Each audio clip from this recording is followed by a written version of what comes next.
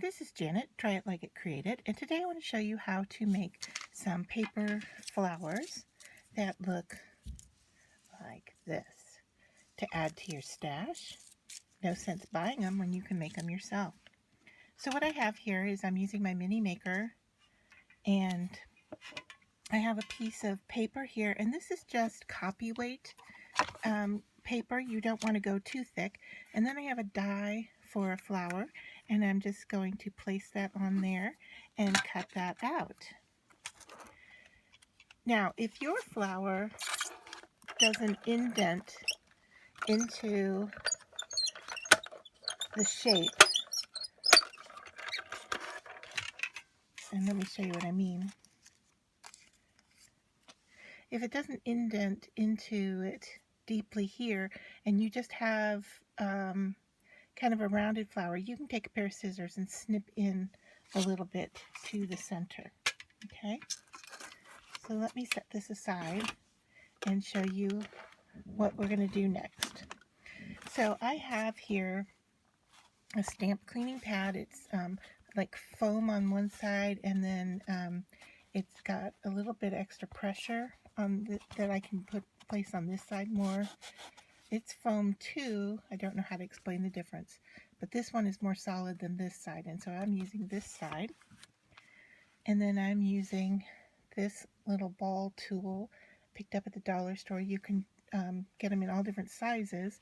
And then I'm going to use my cutout paper. Okay, so you want to turn the flowers over, and then you're going to work in the petals and in the middle, and see how I'm getting it to like curl into itself and be one little kind of round shape. Okay, I want to do that with both of them. So you're going to need 2 per flower. Oh, got a little cat hair in there.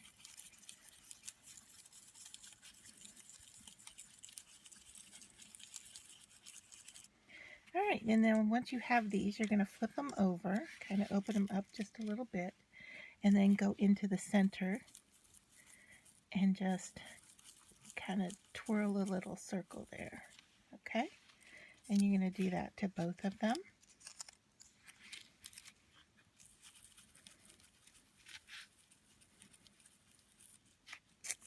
Oops, I poked a hole in mine, so this one is definitely going to be the bottom. Okay, and now I'm going to use the best glue ever with my no clog writing cap, and I'm just going to add a little bit of glue here into the center of my flower. Doesn't take a lot at all, just working around. And then I'm going to take my other one and stagger the petals together.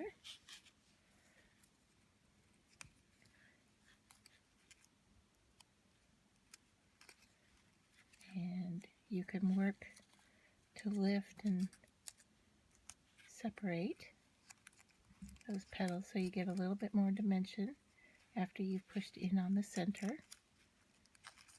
Okay. And then the next step is to embellish the center. Now you can use a lot of different things. I am going to use these sticker gems from the Dollar Tree, and I am using an alcohol ink marker, and I am just taking the marker and coloring the gem. You do it a couple of layers of ink, and you're going to get a nice colored gem that coordinates with your flower. Now these come with a sticky back to it, but I don't think they work all that well, so I'm just going to add a little drop of glue here in the center. Alright, and then let me grab a pair of tweezers. This makes it a little bit easier to work with. And then you're going to grab your gem. Peel my gem off. There we go. I'm going to grab that gem and put it right in the center of my flower. And then let that dry. and then it will be ready to use however you'd like.